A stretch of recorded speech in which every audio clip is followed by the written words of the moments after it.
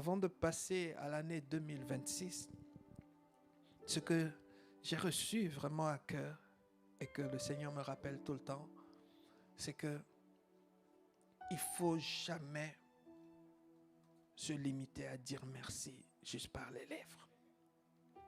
Amen. Nous avons tous eu des parents.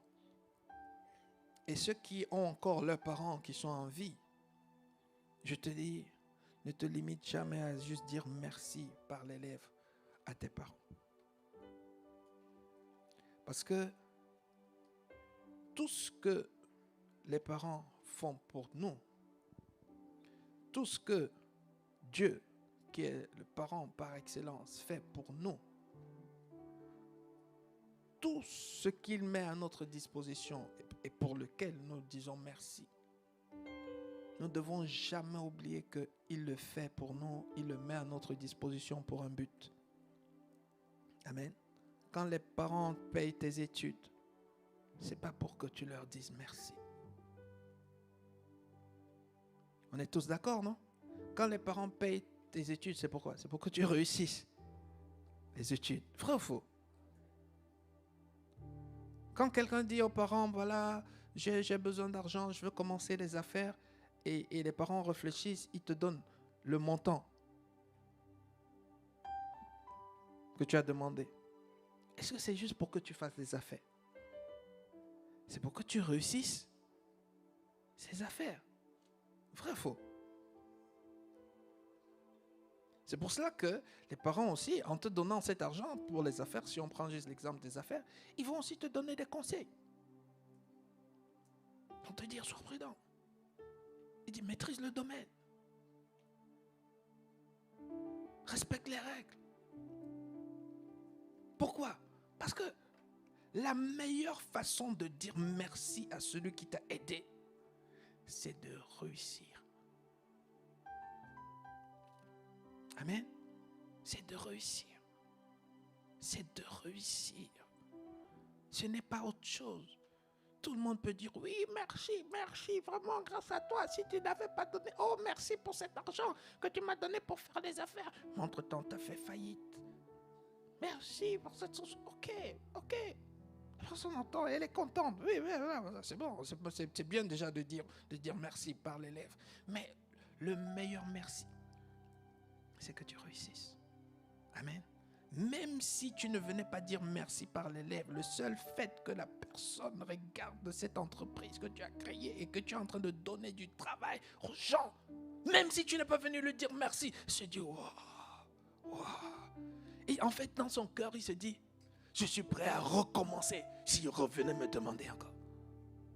Parce que lorsque je vois ce que ça produit, lorsque je vois la vie que c'est en train de donner, lorsque je vois ce que c'est en train de produire dans la vie des autres et dans sa propre vie, dans la vie des autres, dans l'humanité, je dis, waouh, s'il faut recommencer, c'est la meilleure façon de dire merci. Et Dieu, lui aussi, il attend qu'on lui dise merci de cette façon-là. Oui, Seigneur, merci de ce que tu m'as protégé, mais qu'est-ce que tu as fait de cette protection? Si Dieu t'a protégé, Dieu t'a gardé en vie, et que la seule chose que tu as fait de cette grâce de protection et de ce souffle de vie, c'est seulement de détruire les vies, mais toi tu penses que quand tu vas venir dire merci de m'avoir protégé, ça va changer quoi? En fait, il a envie de dire, je ne te donnerai plus le souffle de vie. Parce que je ne prends pas plaisir à ce que tu détruises les gens. Parce que ceux que tu as détruits là, je les aime. Dieu aime tout le monde. Pourquoi? Parce que tout le monde lui appartient. Amen. Tout le monde lui appartient. Tout le monde n'est pas encore revenu à Dieu, mais tout le monde appartient à Dieu. Tout le monde. Tout le monde. Nous avons vu le spectacle de tout à l'heure là, avec la parabole du bon samaritain. Bon samaritain illustre ça parfaitement.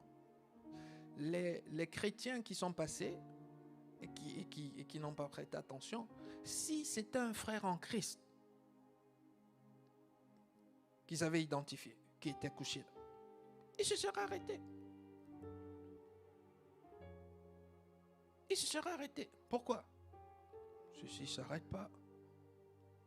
Le frère va le dénoncer à l'église. Il m'avait fait là-bas, il ne s'est pas arrêté. Donc au moins, pour ces raisons-là, il devait s'arrêter. Mais l'autre là, c'est un païen. Ça veut dire qu'il y a peu de chances qu'il aille me dénoncer parmi mes frères. Parce que lui, il est de l'autre côté. Et parfois, c'est l'erreur que nous commettons. Il n'y a pas de l'autre côté avec Dieu. Parce que s'il y avait de l'autre côté, nous tous, nous avons commencé de l'autre côté. Mais pourquoi Dieu est venu nous chercher? Parce que même quand on était de l'autre côté, on était déjà à lui. Et ceux qui sont de l'autre côté, ils sont juste comme nous hier. Ça veut dire que les yeux de Dieu sont sur eux en permanence. Et Dieu est en train de demander, qui est-ce que je vais envoyer? Qui ira pour nous? Bien-aimés, je veux juste nous encourager. Arrêtez de dire juste merci à Dieu par les lèvres. Oh Seigneur, merci. Merci pour cette année 2025. Oh, vraiment, Seigneur, tu nous as tellement fait du bien. Tu nous as tellement fait du bien. Et après quoi? Pensez que Dieu nous a créés pour nous faire du bien? Dieu ne nous a pas créés pour nous faire du bien. Dieu ne nous a pas créés pour nous faire du bien. Dieu ne nous a pas créés pour nous faire du bien. Dieu ne nous a pas créés pour nous faire du bien.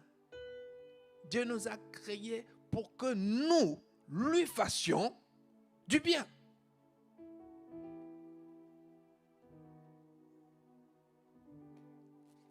Et ma prière, c'est que nous puissions comprendre ça une fois pour toutes.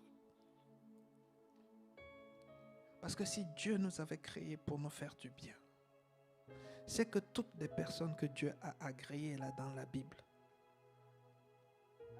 qui ont souffert, qui ont eu des morts atroces, c'est qu'ils étaient maudits.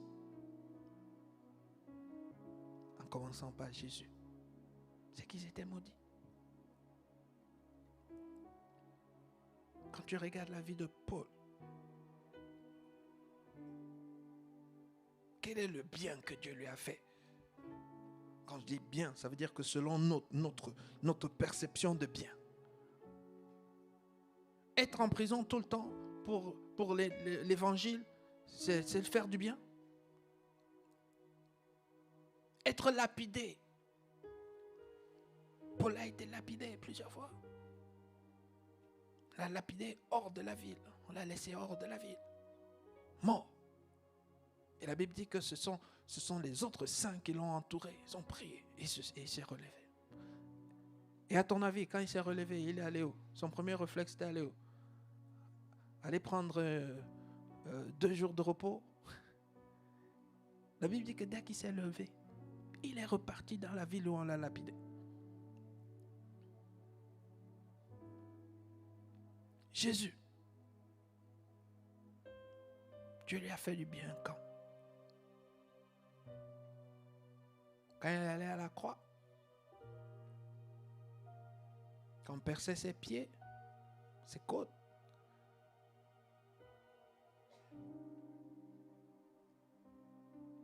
Qui? Daniel, quand il allait dans la fosse au lion. Ou Joseph, quand il était dans la prison. Qui? Cette perception que nous avons de lui, il nous fait du bien. Ouais. Mais eux aussi, ils disent que Dieu leur a fait du bien. Sauf que eux, quand ils disent que Dieu leur a fait du bien, c'est pas comme nous. Vous vous souvenez des apôtres qui ont été tabasser. Ça veut dire que tu vas annoncer l'évangile, on t'arrête à la gare centrale ici. On te tabasse. Et quand tu entends tabasser, c'est pas qu'on c'était juste des blagues. Hein. Là-bas, tabasser, c'est tabasser. Ça veut dire qu'on s'assure que ce qu'on t'a fait là, tu ne pourras plus jamais remettre les pieds à la gare. Mais eux, on les tabasse. Ils sortent de là-bas et disent, oh, Dieu nous a fait du bien. Il nous a trouvé dignes de souffrir comme Jésus. Quelle grâce! Oh, quel privilège! Je suis sûr que ceux qui n'étaient pas à la gare avec eux le jour-là, ils sont allés en prière et disent, Seigneur, pourquoi tu n'as pas voulu qu'on soit parmi nous? Oui. Seigneur, pourquoi nous on n'a pas été en prison comme eux? Pourquoi nous on n'a pas été dans les chaînes comme eux? Seigneur, tu n'aimes que eux, tu ne nous aimes pas.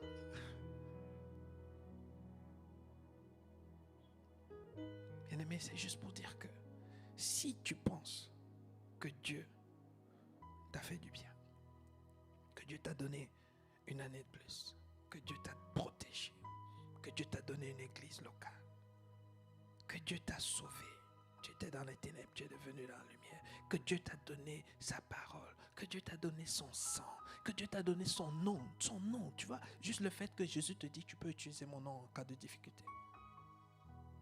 Nous tous, il nous est déjà arrivé d'être étranglés, peut-être dans le rêve, et tu as dit au nom de Jésus, l'ennemi a lâché prise. Son nom, il a dit tu peux l'utiliser. Si tu penses que Dieu a fait ça pour toi, qu'il a fait quelque chose pour toi, je te garantis, ne te limite pas seulement à lui dire merci Seigneur. Mets tout en œuvre pour devenir obéissant.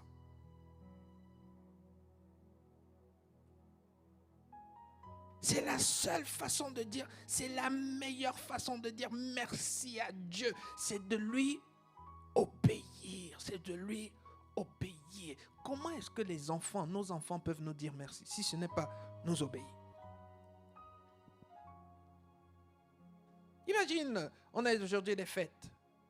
Tu lui as acheté des cadeaux extraordinaires. L'enfant est content, des cadeaux. Tu dis, oh, merci maman, merci papa, merci, oh, vous êtes les meilleurs papas du monde. Et après tu lui dis, est-ce que tu peux ranger ta chambre? Non. C'est bizarre, n'est-ce pas? Je suis sûr qu'il y a très peu d'enfants qui réagissent comme ça. La plupart des enfants, je suis sûr, quand on leur donne des cadeaux, quand on leur dit, range ta chambre, ils disent, pas de problème. Et après, tu laves les assiettes, pas de problème. Et après, tu ranges le garage, pas de problème. Tu viens de lui demander de faire 3 choses, n'est-ce pas? Ils vont faire les 3 choses, après ils vont ajouter une 4e chose que tu n'as pas demandé. Ils vont te dire, quand tu vas vouloir leur dire que, oh, j'avais oublié de te demander de faire ça aussi. Dis, t'inquiète pas, je l'ai déjà fait. Voilà un enfant qui est reconnaissant pour les cadeaux.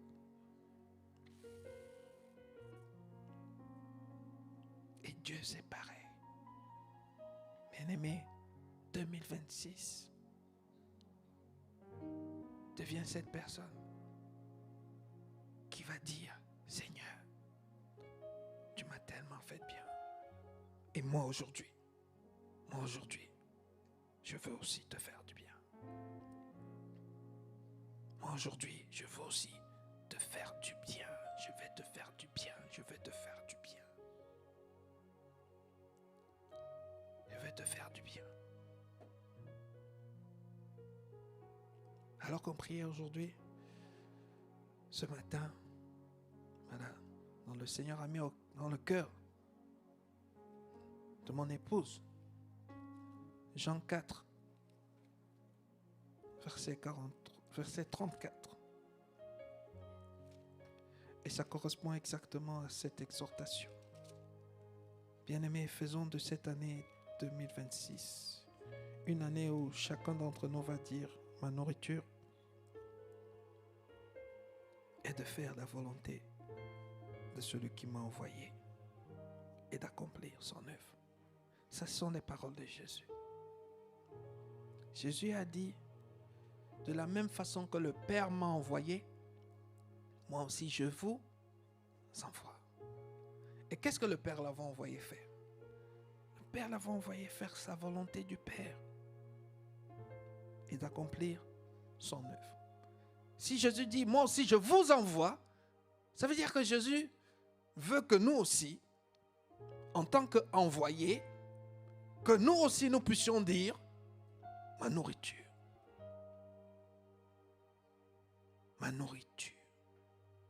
est de faire la volonté de celui qui m'a envoyé et d'accomplir son œuvre. Si tu veux, tu peux enlever celui qui m'a envoyé. Tu peux mettre ma nourriture, c'est de faire la volonté de celui qui m'a fait du bien. Amen. Vous voyez, non? Le résultat, c'est pareil.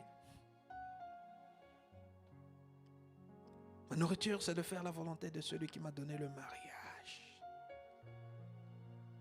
Oh, ma nourriture, c'est de faire la volonté de celui qui m'a donné ce magnifique enfant.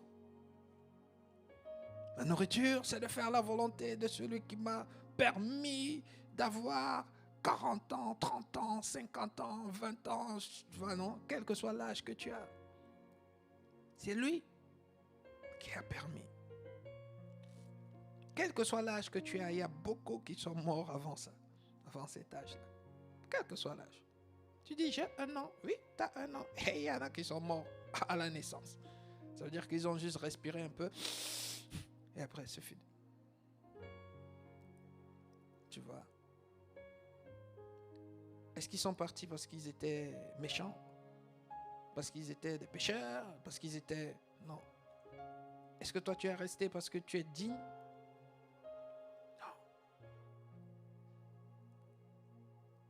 Non, bien-aimé. Et lorsque tu décides de faire sa volonté, d'accomplir son œuvre, je te dis encore une fois de plus, le premier bénéficiaire, c'est encore toi. C'est toi.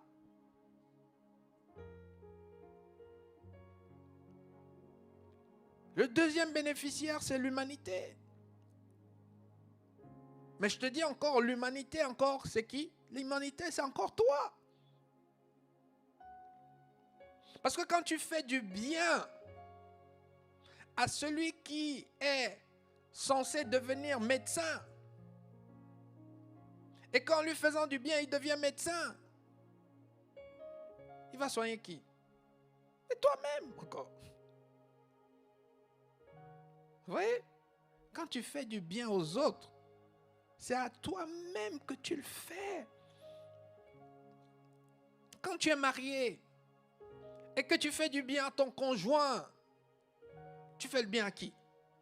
À toi-même.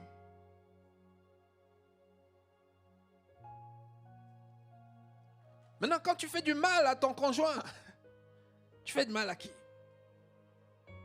Tu fais du mal à toi-même. Tu fais du mal à toi-même, à toi-même, à toi-même, à toi-même. Je connais des hommes, pas ici.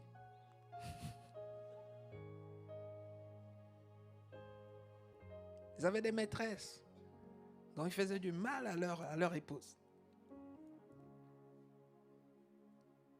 Mais pour eux, c'est normal. Ils sont trop beaux. Ils sont trop riches.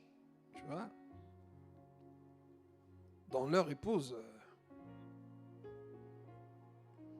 elle doit se sentir déjà privilégiée. Vous voyez?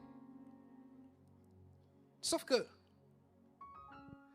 tous les hommes qui ont fait ça, que je connaissais, Bon, quand je connaissais, c'est pas qu'on était des amis. C'est que depuis que je suis petit, le Seigneur m'a donné, tu vois, cette grâce de l'observation. J'ai toujours eu ce désir d'analyser les choses pour les comprendre. Donc à un certain moment, je ne sais pas pour quelle raison, j'avais eu à cœur d'observer les hommes dans mon environnement qui avaient ce genre de comportement. Et je les observais. L'autre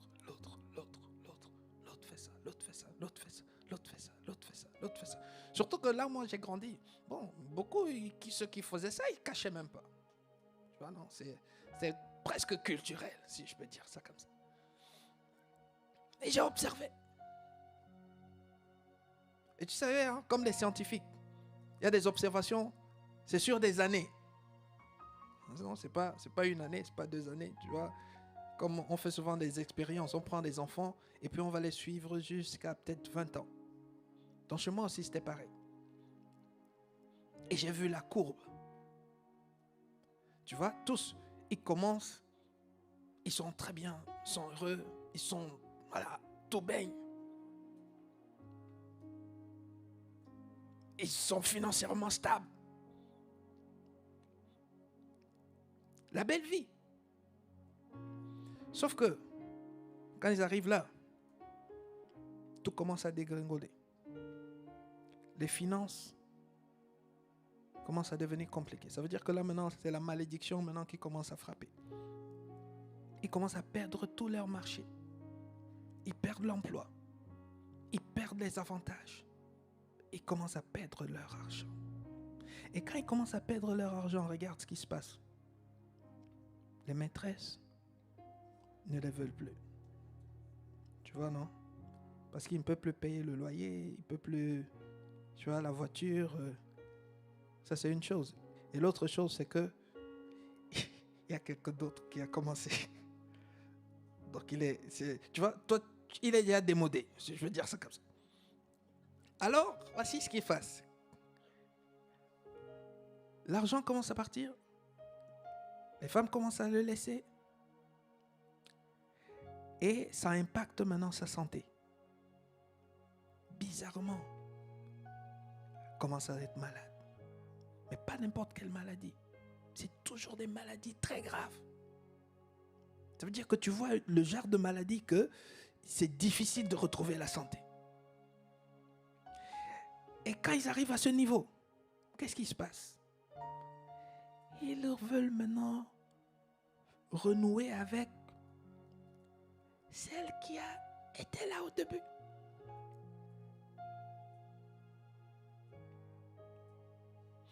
Et ce que j'ai observé, c'est que celle qui était là au début, elle a compassion. La plupart du temps.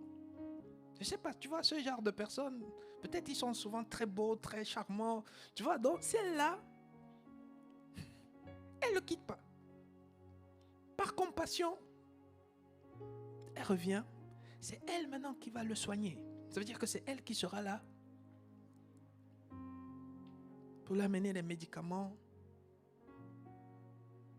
donner à manger. Sauf que,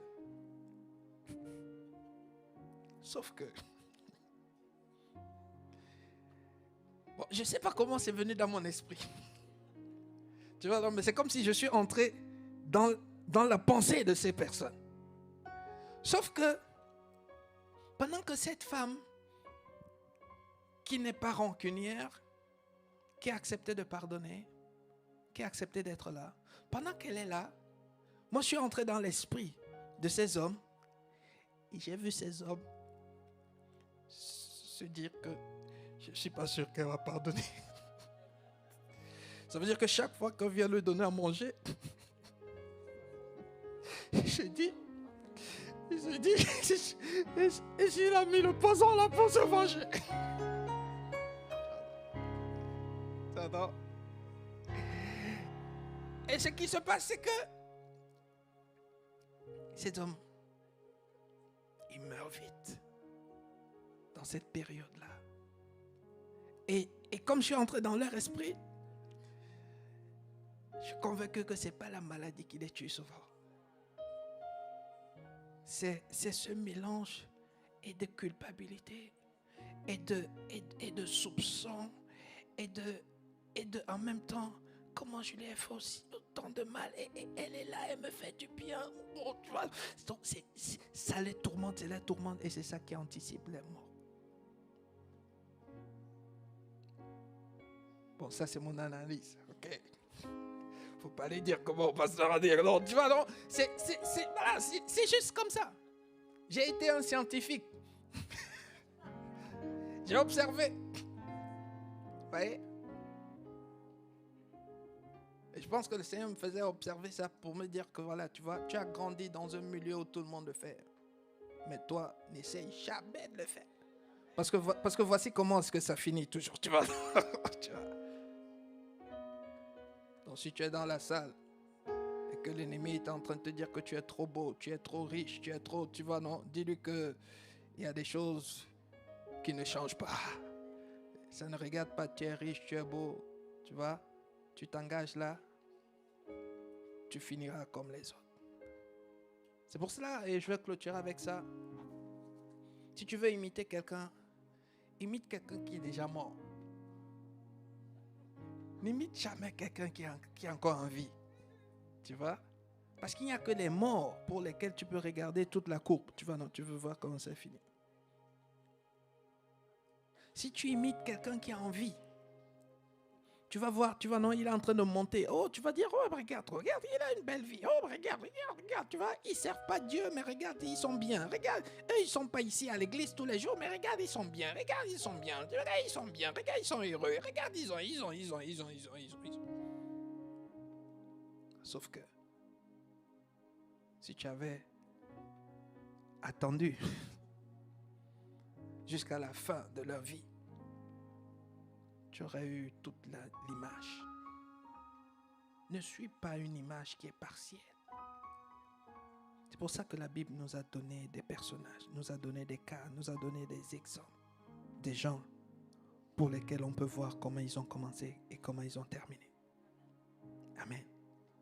C'est eux. Tu as des bons exemples et tu as des mauvais exemples aussi. Alléluia.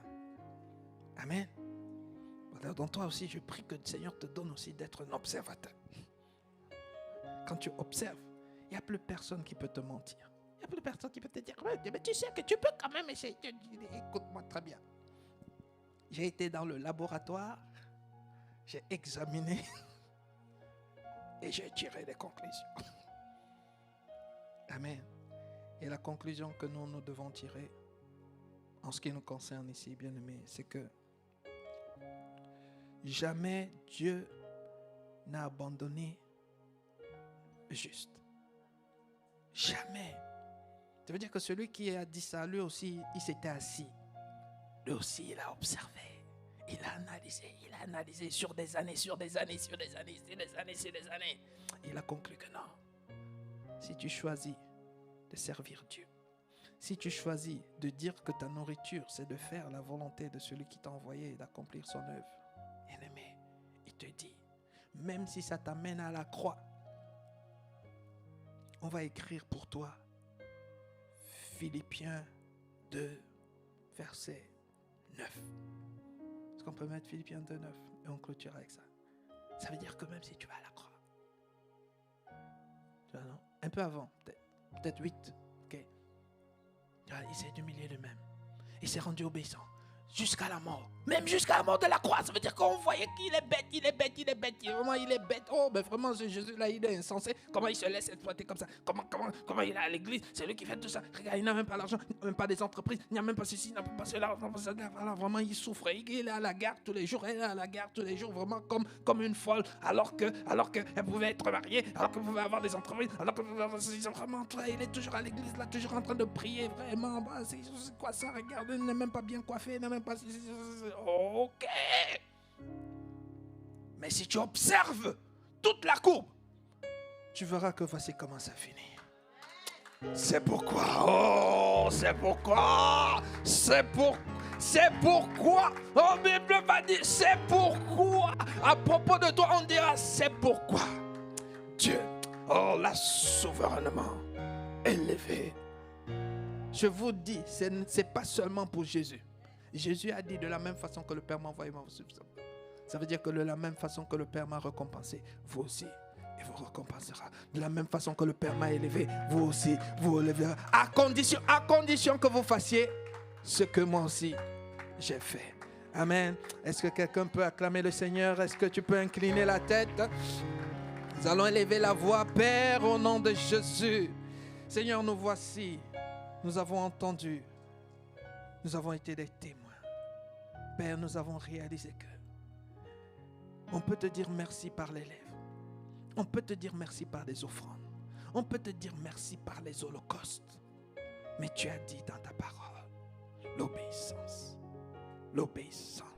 vaut mieux. Vaut mieux. C'est toi qui nous as fait comprendre quelles sont tes priorités.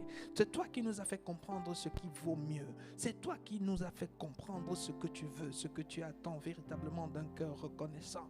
Oui, donner les offrandes, c'est bien. Oui, dire merci, c'est bien. Oui, chanter, c'est bien. Oui, acclamer, c'est bien. Mais tu as dit, il y a une chose que tu veux, une chose qui te fait plaisir. La seule chose qui te fait plaisir, c'est l'obéissance. Abba Père, accorde-nous la grâce d'être des enfants de Dieu obéissants. Obéissants. Ne nous laisse pas être des chrétiens. Ne nous laisse pas vivre selon les tendances. Tu viens nous dire encore, Seigneur, vivre selon les tendances, ça veut dire vivre selon ce que nous voyons les autres faire. Oh Père, pendant longtemps, nous avons suivi les autres, mais nous avons suivi des gens qui étaient encore en train de vivre. Les gens pour lesquels nous n'avons pas vu la fin. Les gens pour lesquels nous n'avons pas vu la finalité. Les gens pour lesquels nous n'avons pas vu. Peut-être que certains d'entre eux sont déjà retranchés. Peut-être que certains d'entre eux sont déjà qualifiés pour l'enfer. Mais nous voulons les suivre parce que nous regardons de manière charnelle, parce que nous regardons de matériel. Nous regardons comment ils sont tranquilles, comment ils ont l'air paisibles, alors que ce n'est que l'air, alors que ce n'est que ce que nos yeux voient. Accorde-nous la grâce de revenir à la vérité, de suivre les vrais modèles, les modèles que tu nous as montrés dans la Bible. Le modèle, c'est Christ. Le modèle, c'est Paul. Le modèle, c'est tous ceux que tu as agréés, tous ceux à propos desquels tu as dit bon et fidèle serviteur. Oh Seigneur, accorde-nous la grâce de ne plus suivre les hommes, de ceux-là qui sont en train de courir encore leur course parce qu'ils n'ont pas achevé. Même Paul qui avait déjà fait des très grandes choses, Paul a dit, hey, je traite durement mon corps, je le maintiens assujetti de peur. Ça veut dire que Paul savait que tant qu'il n'a pas encore fini, tant qu'il est encore parmi les vivants, il n'a pas conclu, il n'est pas accompli. Oh Père, accorde-nous la grâce. Qu'on ne suive plus les gens parce qu'ils sont acclamés. Qu'on ne suive plus les gens parce qu'on dise d'eux que this is a powerful man of God. This is a powerful woman of God. On s'en fiche de powerful. Nous, ce qu'on sait, c'est que dans la Bible, il y a des personnes que tu as agréées. Et ces personnes, Père, lorsque tu les as agréées, tu es en train de nous dire, voici le modèle à suivre. Voici le modèle à suivre. Selon que la Bible déclare, ce que tu sèmes, tu le moissonneras. Ça veut dire que si nous semons ce qu'ils ont semé, nous moissonnerons ce qu'ils ont moissonné. Si nous semons ce que Jésus a semé, nous moissonnerons ce que Jésus a moissonné. Si nous semons ce que Paul a semé, nous moissonnerons ce que Paul a moissonné. Si nous semons ce que Joseph, ce que Daniel, ce que Étienne ont semé, nous moissonnerons ce qu'ils ont moissonné. Abba Père, merci d'ouvrir nos yeux. Que nous ne soyons plus des hommes et des femmes qui sont éduqués par TikTok, qui sont éduqués par Instagram, éduqués par les spécialistes soi-disant, qui racontent ce qu'ils ont à raconter. Père, tu nous as déjà raconté, tu nous as déjà dit, et la Bible nous suffit, la Bible me suffit, la Bible suffit à mon frère, elle suffit à ma soeur. Donne-nous la sagesse de cette personne, Seigneur, dans le psaume 1. La personne s'est dit, oh, j'ai la Bible. Il a dit, j'ai la Bible, et je vais appliquer mes yeux uniquement sur la Bible, et je vais fermer mes oreilles, à toutes les autres paroles. C'est pour cela que que cette personne a dit, je ne vais plus m'asseoir avec les moqueurs. Il a dit, je ne vais plus prendre le chemin de pécheur. Pourquoi? Parce que sur le chemin de pécheur, je risque d'entendre, mes oreilles risquent d'entendre. Oh non, quelqu'un va dire, je n'irai plus à TikTok parce que mes oreilles risquent d'entendre. Mes oreilles risquent d'entendre. Oh, Raharosha. Et l'ennemi veut seulement que nos oreilles entendent. L'ennemi voulait seulement que les oreilles de Ève entendent. Que les oreilles de Ève entendent. Oh, quand l'oreille entend, c'est déjà trop tard. Quand l'oreille entend, tu n'as plus de contrôle. Ce qui est entré va faire son effet. C'est la raison pour laquelle nous allons nous discipliner. Selon que la Bible dit dans Proverbe 4, 23, il dit garde, garde, garde, plus que toute autre chose, plus que toute autre chose. Père, en cette année, nous allons garder. Seigneur, ça veut dire que toutes les personnes qui veulent nous décourager de te servir, toutes les personnes qui veulent nous décourager de faire ta volonté, Père, nous n'allons plus les prêter l'oreille. Nous n'allons plus les prêter l'oreille. Il y aura des personnes avec lesquelles nous n'allons plus nous asseoir. Il y aura des chemins que nous n'allons plus jamais emprunter. Oh, Karo Sharabayabade. Père, assez, c'est assez. Beaucoup d'entre nous sommes désireux. Mais chaque fois qu'on veut faire un pas, on fait l'erreur d'écouter quelqu'un qui nous décourage. Quelqu'un qui nous dit, oh, tu perds ton temps. Quelqu'un qui nous fait croire que nous sommes en train de perdre notre temps. Comment tu peux perdre le temps avec Dieu? Comment tu peux perdre le temps avec Jésus? Comment obéir à Dieu peut être une perte de temps? Depuis quand est-ce que ça peut être une perte de temps? Oh, Karo Shahabaya. Comment celui qui détient nos vies, celui qui a la vie d'entre ses mains, celui qui peut décider que je ne verrai pas en 2026, comment est-ce que le servir, comment est-ce que le suivre peut être une perte de temps? Oh, Karo Shahabaya.